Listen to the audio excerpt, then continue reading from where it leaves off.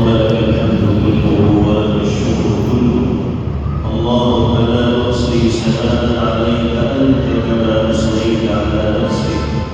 اللهم صل وسلم وبارك على سيدنا ونبينا ومولانا محمد وعلى آله وصحبه كما تحب وترضى عدد ما تحب وترضى.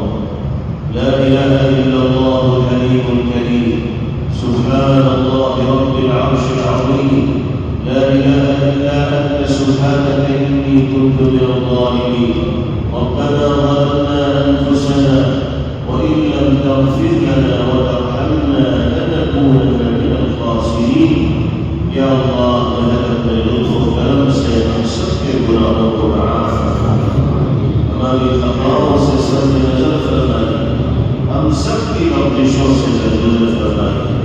اے کریم آقا، جن اسلامی آداب کو سننے کی توفیق آپ نے عطا فرمائی، ان کو اپنی زندگی میں نافذ کرنے کی توفیق بھی ہمیں میسر فرمائی۔ پیغمبر علیہ الصلوۃ والسلام کی جو ہدایات ہمارے سامنے آئی ہیں، ان پر عمل کی دولت سے بھی ہم سب کو بہتر فرما۔ اے اللہ، شریعت و سنت کے تقاضوں کے مطابق زندگی گزارنا ہمارے لیے آسان فرما۔ ہمارے قلوب میں باقی محبت و اخوت و ہمدردی کے جذبات پیدا فرمائیں۔ آپسی اختلافات سے، رنجشوں سے الہ العالمین ہم سب کی حفاظت فرما۔ اے اللہ، ہر خیر سے ہم سب کو نواز دیجیے، ہر شر سے ہم سب کی حفاظت فرمائیے۔ آپ علیم بذات الصدور ہیں، دل کے بھید و راز کو جاننے والے ہیں۔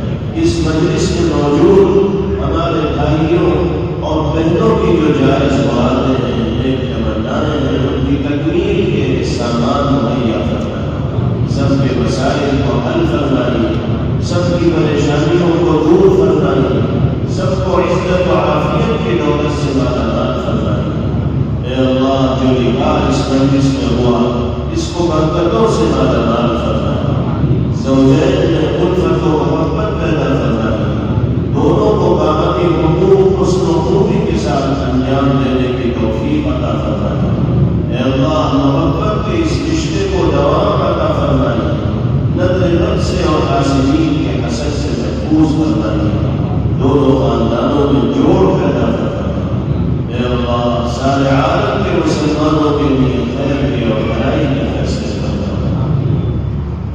ہمیں اور ہمارے متعلقین اور اہل خانہ میں جو بیمار ہوں، سب کو مکمل شفا اور صحت کی دولت سے نواز فرمائیے۔ اے اللہ، مختلف حالات میں اپنے بیماروں کی شفایابی کے لیے دعا کی درخواست کی۔